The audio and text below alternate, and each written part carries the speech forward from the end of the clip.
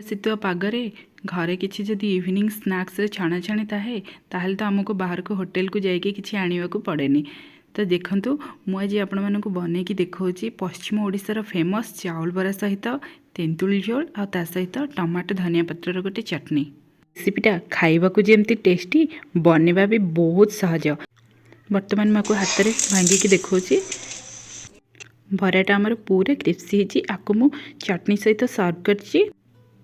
ଏହି ରେସିପିକୁ ବନେଇବା ପାଇଁ ଆପଣ ଭିଡ଼ିଓଟି ପ୍ରଥମରୁ ଶେଷ ପର୍ଯ୍ୟନ୍ତ ଦେଖନ୍ତୁ ଆଉ କେମିତି ଲାଗିଲା ମୋତେ କମେଣ୍ଟ ମାଧ୍ୟମରେ ନିହାତି ଜଣାଇବେ। ଭିଡ଼ିଓକୁ ଲାଇକ୍ କରିବାକୁ ଜମା ବି ଭୁଲିବେନି।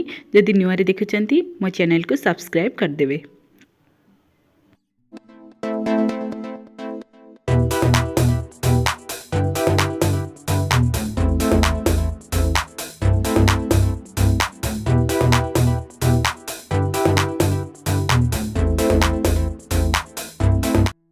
ଯେକୌଣସି ରେସିପି ବନେଇଲେ ଆମେ ପ୍ରଥମେ ମେଜରମେଣ୍ଟ ଠିକ୍ ରଖିବା। ଯଦି ମେଜରମେଣ୍ଟ ଆମେ ଠିକ୍ ରଖିଛେ ତାହେଲେ ରେସିପିଟା ଆମର ଭଲ ବନେ।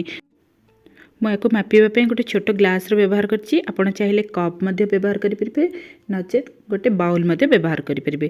ପ୍ରଥମେ ଏହି ରେସିପି ବନେଇବା ପାଇଁ ମୁଁ ନେଇଯାଇଛି 3 କପ୍ର ଉଷୁନା ଚାଉଳ ନେଇଯାଇଛି। ଚାଉଳ ମୋଟା କିମ୍ବା ପତଲା ହେଲେ ଚଳିବ, କିନ୍ତୁ ମନେ ରଖିବେ ଅରୁଆ ଚାଉଳ ନେବେନି, ଉଷୁନା ଚାଉଳ ହିଁ ନେବେ। ତା ସହିତ ମୁଁ ନେଇଯାଇଛି 1 କପ୍ର ବିରି ମୁଁ ନେଇଛି ଚୋପା ଲଗା, ଆପଣ ଚାହିଁଲେ ଚୋପା ଛଡ଼ା ବିରି ମଧ୍ୟ ନେଇପାରିବେ। ବର୍ତ୍ତମାନ ବିରି ଓ ଚାଉଳରେ ମୁଁ ଭଲ ଭାବେ ପାଣି ଦେଇକି 7ରୁ 8 ଘଣ୍ଟା ପାଇଁ ବତୁରେଇବା ପାଇଁ ଛାଡ଼ି ଦେଇଛି। ଯେହେତୁ ଏଇଟା ଉଷୁନା ଚାଉଳ ତ ଟିକେ ଅଧିକ ସମୟ ଲାଗେ, ଆପଣ ଚାହିଁଲେ ରାତିରେ ମଧ୍ୟ ବତୁରେଇ ଦେଇପାରିବେ। ବର୍ତ୍ତମାନ ଦେଖନ୍ତୁ 7ରୁ 8 ଘଣ୍ଟା ହେଇସାରିଛି। ଚାଉଳ ବି ଆମର ଭଲ ଭାବେ ବତୁରି ଯାଇଛି। ତା ସହିତ ବିରିକୁ ମୁଁ କ୍ଲିନ୍ କରିକି ନେଇ ଆସିଛି। ବର୍ତ୍ତମାନ ଚାଲନ୍ତୁ ୟାକୁ ଆମେ ବାଟିବା। ପ୍ରଥମେ ମୁଁ ଚାଉଳକୁ ବାଟି ନେଇଛି, ତ ସେଥିପାଇଁ ମୁଁ ଗ୍ରାଇଣ୍ଡର ଜାରରେ ସବୁଗୁଡ଼ାକ ଚାଉଳକୁ ଦେଇକି ଭଲ ଭାବେ ଆମେ ତାକୁ ଗ୍ରାଇଣ୍ଡ କରି ନେଇଛି। ଧ୍ୟାନ ଦେବେ ଚାଉଳ ପେଷ୍ଟଟା ଭଲ ଭାବେ ପୁରା ଚିକଣ କରି ବାଟିବା। ବର୍ତ୍ତମାନ ଦେଖନ୍ତୁ ମୋ ଚାଉଳ ଆମର ଭଲ ଭାବେ ବାଟି ହେଇଯାଇଛି। ୟାକୁ ଆମେ ବାଉଲକୁ ଟ୍ରାନ୍ସଫର୍ କରିଦେବା। ଦେଖନ୍ତୁ ଆର କନସିଷ୍ଟେନ୍ସି ବି ଆପଣଙ୍କୁ ଦେଖାଇ ଦେଉଛି। ୟାକୁ ଭଲ ଭାବେ ଚିକଣ କରି ବାଟିଲେ ଆମର ବରାଟା ଭଲ ହୁଏ। ବର୍ତ୍ତମାନ ଚାଲନ୍ତୁ ବିରିକୁ ମଧ୍ୟ ବାଟି ନେବା। ହଁ, ମନେ ରଖିବେ ୟାକୁ ଜମା ବି ପତଲା କରିବେନି, ଅଳ୍ପ ଟିକେ ପାଣି ଦେଇକି ୟାକୁ ବାଟିବେ। ଟିକେ ମୋଟା ବ୍ୟାଟର ରହିଲେ ହିଁ ସେ ଆମ ଛାଣିଲା ବେଳକୁ ସେପ୍ଟା ଠିକ୍ ଆସେ।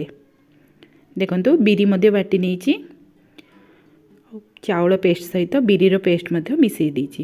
ବର୍ତ୍ତମାନ এই ଦୁଇଟାକୁ ଭଲ ଭାବେ ଆମେ ମିକ୍ସ କରିଦେବା। ୟାକୁ ହାତରେ ଭଲ ଭାବେ 5ରୁ 10 ମିନିଟ୍ ପର୍ଯ୍ୟନ୍ତ ମିକ୍ସ କରିଦେବା। ये ମିକ୍ସ କରିବା ଦ୍ୱାରା ଭଲ ଭାବେ କ୍ରିସ୍ପି ହୋଇଥାଏ। ବର୍ତ୍ତମାନ ଦେଖନ୍ତୁ ମୁଁ ଏଥିରେ ହାଫ୍ ସ୍ପୁନ୍ ଲୁଣ ଦେଇଦେଇଛି। ଆପଣ ଚାହିଁଲେ ଲୁଣ ପରେ ବି ଦେଇପାରିବେ, କିନ୍ତୁ ଲୁଣ ଦେଇକି ରଖିବା ଦ୍ୱାରା ଶୀଘ୍ର ଫର୍ମେଣ୍ଟ ହୋଇଯାଏ। ୟାକୁ ଭଲ ଭାବେ ଆଉ ଥରେ ମିଶାଇକି ୟାକୁ ମୁଁ କଭର୍ କରିକି 3ରୁ 4 ଘଣ୍ଟା ପାଇଁ ରଖିଦେଇଛି। ବର୍ତ୍ତମାନ ଚାଲନ୍ତୁ ଏହା ପାଇଁ ତେନ୍ତୁଳିର ଚଟଣିଟା ବନେଇବା। ତେନ୍ତୁଳି ଚଟଣି ବନେଇବା ମୁଁ ନେଇଯାଇଛି 50 ଗ୍ରାମର ତେନ୍ତୁଳି। ତେନ୍ତୁଳିକୁ ମୁଁ ଅଧଘଣ୍ଟା ଆଗରୁ ଗରମ ପାଣିରେ ଭଲ ଭାବେ ବତୁରେଇ ଦେଇଥିଲି। ବର୍ତ୍ତମାନ ତେନ୍ତୁଳିକୁ ଭଲ ଭାବେ ଛାଣି ଦେଉଛି। ଛାଣି ଦେବା ଦ୍ୱାରା ତା'ର କିଛି ବି ମୋଟାଳିଆ ଅଂଶ ସେଥିରେ ଆସିବନି। ଏଥିରେ ମୁଁ ଦେଇଦେଇଛି ହାଫ୍ ସ୍ପୁନ୍ର ଲୁଣ, ତା ସହିତ 1/4 ସ୍ପୁନ୍ ଦେଇଦେଇଛି ବିଟ୍ ଲୁଣ, ଆଉ ହାଫ୍ ସ୍ପୁନ୍ର ଦେଇଦେଇଛି ଚାଟ୍ ମସଲା। ତା ସହିତ ଦେଇଦେଇଛି 2 ସ୍ପୁନ୍ର ଚିନି ଦେବା ଦ୍ୱାରା ତା'ର ଖଟା ଅଂଶଟା ବାଲାନ୍ସ ହୁଏ। ବର୍ତ୍ତମାନ ତା ଦେହରେ ଦେଇଦେଇଛି ମୁଁ ଗ୍ରେଟ୍ କରିକି ଆମ୍ବ ଅଦା। ବର୍ତ୍ତମାନ ମୁଁ ସେଥିରେ ଦେଇଦେଇଛି ଅଳ୍ପ ଟିକେ ଧନିଆ ପତ୍ର, ତା ସହିତ 1 କଞ୍ଚା ଲଙ୍କା ଆଉ 2 କୋଲା ରସୁଣ। ତାକୁ ଭଲ ଭାବେ କ୍ରସ୍ କରିକି ମୁଁ ତା ଦେହରେ ଦେଇଦେଇଛି। এটা ଦେବା ଦ୍ୱାରା ଚଟଣିର ଟେଷ୍ଟଟା ଭଲ ଆସେ। ଆପଣ ଚାହିଁଲେ ୟାକୁ ଏପରି ବି ସର୍ଭ କରିପାରିବେ। ୟାର ଟିକେ ଟେଷ୍ଟ ବଢ଼ାଇବା ପାଇଁ ମୁଁ ଗୋଟେ ତଡ଼କା ଏଥିରେ ଦେଉଛି। ଚାଲନ୍ତୁ ସେଥିପାଇଁ ମୁଁ ଗୋଟେ କରେଇ ବସେଇକି ସେଥିରେ ନେଇଯାଇଛି ଅଳ୍ପ କିଛି ତେଲ, ତା ସହିତ 1 ଶୁଖିଲା ଲଙ୍କା, ତା ସହିତ 7ରୁ 8ଟା ଭୃସଙ୍ଗ ପତ୍ର ଦେବା ଦ୍ୱାରା ଟେଷ୍ଟଟା ଭଲ ଆସେ। ତା ସହିତ ଦେଇଦେଇଛି ହାଫ୍ ସ୍ପୁନ୍ର ହେଙ୍ଗୁ। ବର୍ତ୍ତମାନ ଆକୁ ଟିକେ ଭଲ ଭାବେ ଭାଜି ଦେଇଛି। ସେଥିରେ ଆମର ବନେଇ ରଖିଥିବା ତେନ୍ତୁଳିର ଚଟଣିକୁ ପକାଇ ଦେଇଛି।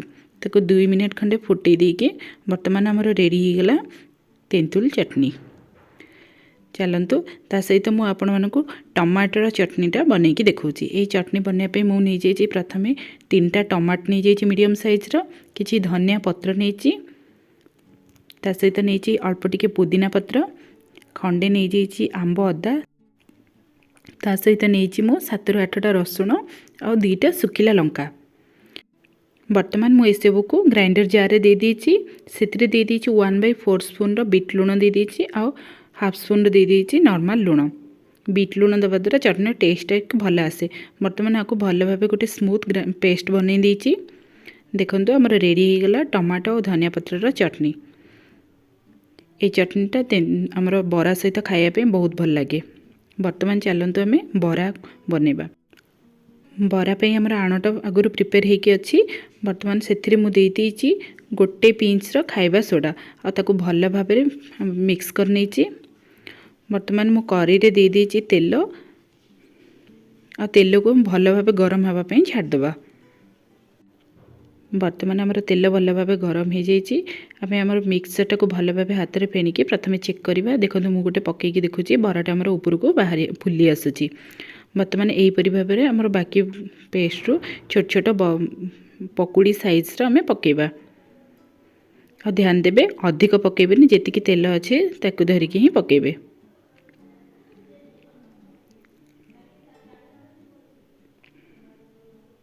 या सब बेले मीडियम टू हाई फ्लेम रे हमें छाणीबा। जदि हमें लो फ्लेम रे छाणीबा ये तेल सब टाणीदेव। बर्तमान देखंतु ये टिके लाइट गोल्डन ब्राउन हो जाइए। बर्तमान आपको बाहर करनबा। ये रेडी हो गला हमरो चावल बरा। छोट छुआ खाइबा आम एमती प्लेन भाव में छाणी परिबा। जदि आम बड़ लोक खाइबा जदि छाणीबा तो आम से तो यही पेस्ट रे मु दे दीची टिके अदा को ग्रेट करके ता सहित कंचा लंका को मुझे छोट छोट भाव काटिकी या देहरे दे दीची।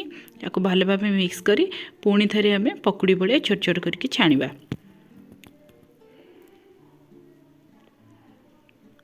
बर्तमान मु याको भल भाव छाणी नउची। ताहले आज रहुची पुणी आसीबे एक नुआ रेसिपी नहीं कि। नमस्कार, जय जगन्नाथ।